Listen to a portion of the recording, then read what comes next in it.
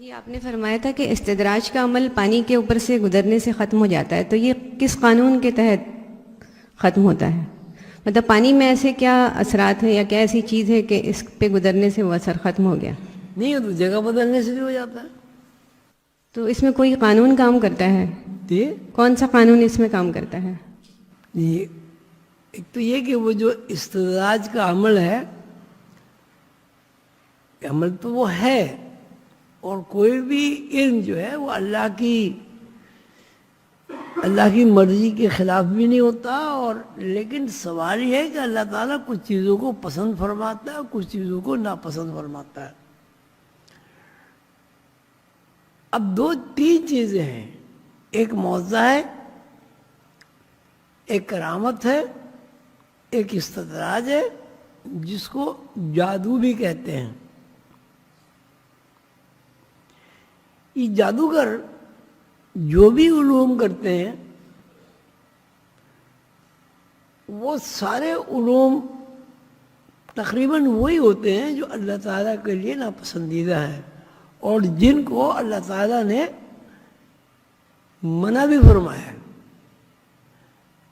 حالانکہ جادو کا ایک علم ہے، تو آپ سوال کر سکتے ہیں کہ اللہ تعالیٰ نے علم کو کیوں منع کیا ہو؟ تو اللہ تعالیٰ نے تو دیکھیے دو کردار متعین کیے، ایک رحمان کا ایک شیطان کا۔ تو شیطان کے جو کردار کو ہے اللہ تعالیٰ نے ناپسند فرمایا ہے، اور رحمانی کردار جو ہے وہ اللہ تعالیٰ کا پسندیدہ ہے۔ اگر رحمانی کردار اور شیطانی کردار دونوں نہ ہوں تو رحمانی کردار اور شیطانی کردار کو الگ الگ بیان نہیں کیا جا سکتا۔ یہ بات کہ اللہ تعالیٰ کو کون سی چیز پسند ہے اور کون سی چیز ناپسندیدہ ہے، یہ بھی اس وقت بیان کی جا سکتی ہے جب پسندیدہ عمل بھی سامنے ہو اور ناپسندیدہ عمل بھی سامنے ہو۔ اب اس کو ہم یہ بھی کہہ سکتے ہیں کہ جب ہم کائناتی تخلیقی فارمولوں پر غور کرتے ہیں تو ہمیں کوئی فارمولہ ایک رخ پر نہیں ملتا۔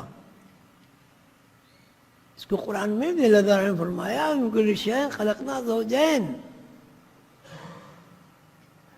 زوجین سے مراد یہ نہیں ہے کہ عورت اور مرد، زوجین سے مراد دوہرے رخ، دوہرے جوڑے، دوہرے زاویے، دورانے دو طرز فکر، دو طرز عمل، ایک رحمانی طرز عمل ہے، رحمانی طرز فکر ہے، ایک شیطانی طرز فکر اور شیطانی عمل ہے۔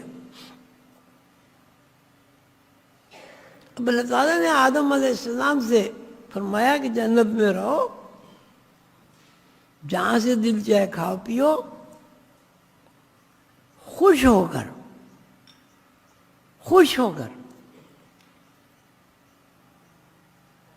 اس کا نتیجہ جو بھی مرتب ہوا آپ سب لوگوں کے سامنے ہے کہ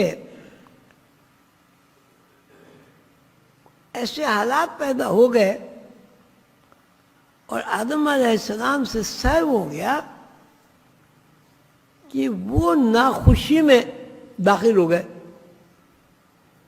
جیسے ہی وہ ناخوشی میں داخل ہوئے، جنت کی فضا نے انہیں رد کر دیا۔ اب ہم یوں کہیں گے کہ اللہ تعالیٰ نے یہ کائنات کو دو رخوں پر تخلیق کیا ہے۔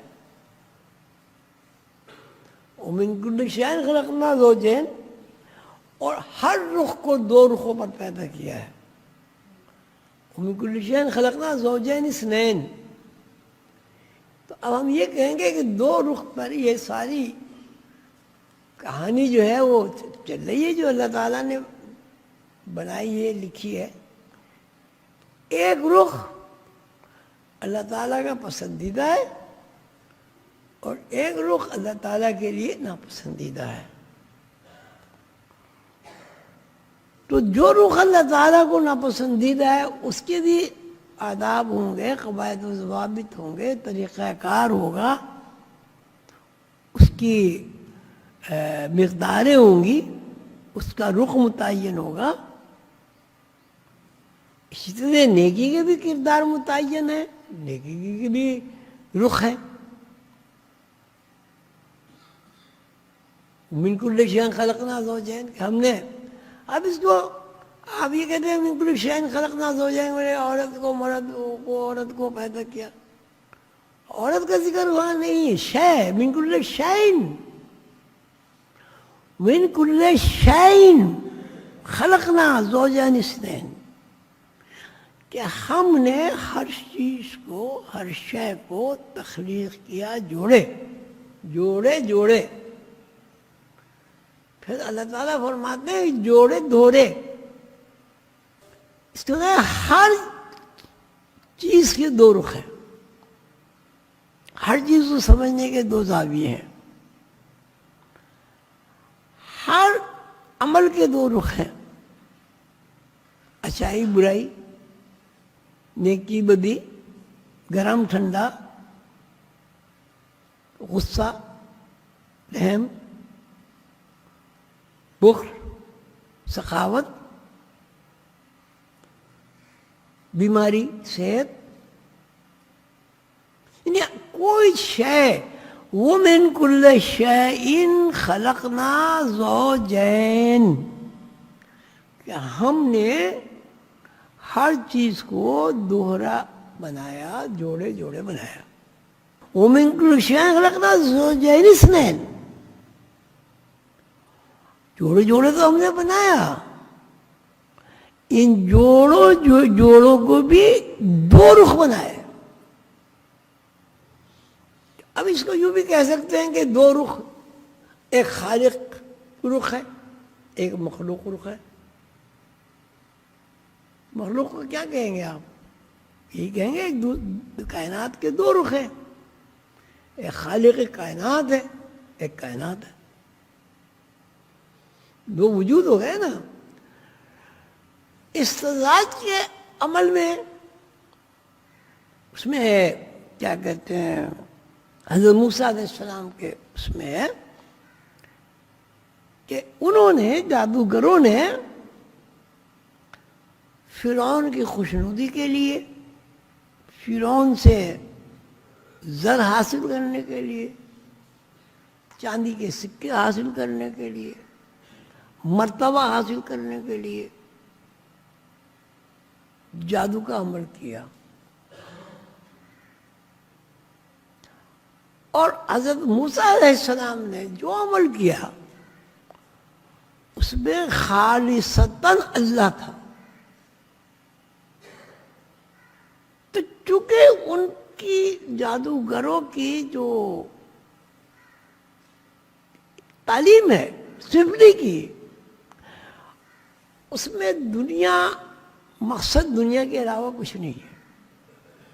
جیسے کہ ہے کہ بھئی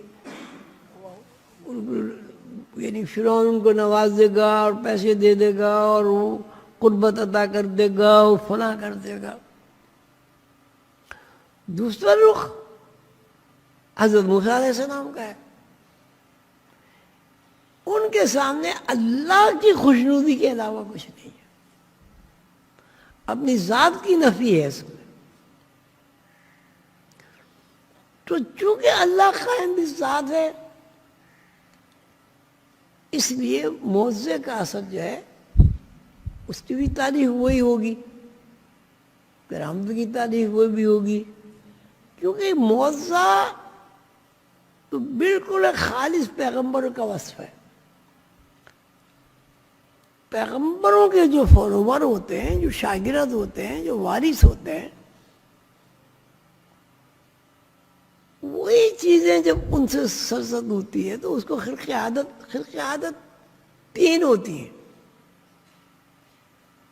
ایک خلق عادت معجزہ جو پیغمبروں سے مخصوص ہے، ایک خلق عادت کرامت جو اولیاء اللہ سے مخصوص ہے، ایک خلق عادت استدراج سفلی جادو جو جادوگروں سے سرزد ہوتی ہے. اب استدراج کا اثر جو ہے پانی کے اوپر سے آپ گزر جائیں تو استدراج کا اثر ختم ہو جائے گا. مقام بدل دیں اثر ختم ہو جائے گا. کوئی صاحب کرامت بزرگ اس کو تبدیل کر دیں اثر ختم ہو جائے گا. اس لیے کہ جس بندے سے جادو سرزد ہوا ہے اس کے ذہن میں دنیاوی منفعت اور اپنی ذات مادیت یا سڑاند یا تعفن کے علاوہ کچھ نہیں. وہ اس میں تعفن میں تبدیلی ہو جاتی ہے.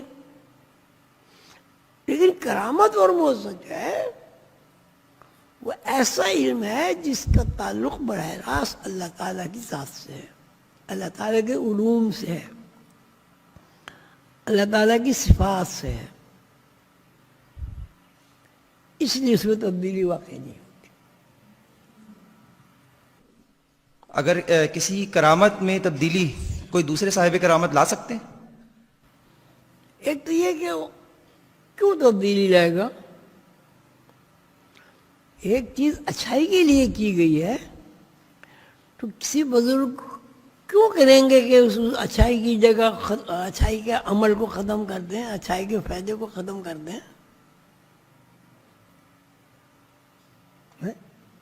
بھئی آپ نے ایک آدمی کو مدد کی, بیچارہ پریشان ہے, اور آپ نے کہا کہ بھئی مجھے اس کی سال بھر تک مدد کرنی. مثال بیان کر رہا ہوں.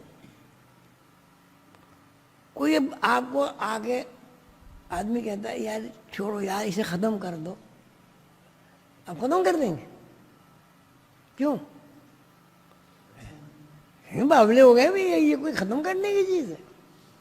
تو صاحب استدراج جو ہے وہ بھی اس بات کی کوشش کرتے ہیں کہ ختم نہ کیا جائے اور اس سے زیادہ سے زیادہ فائدہ اٹھایا جائے.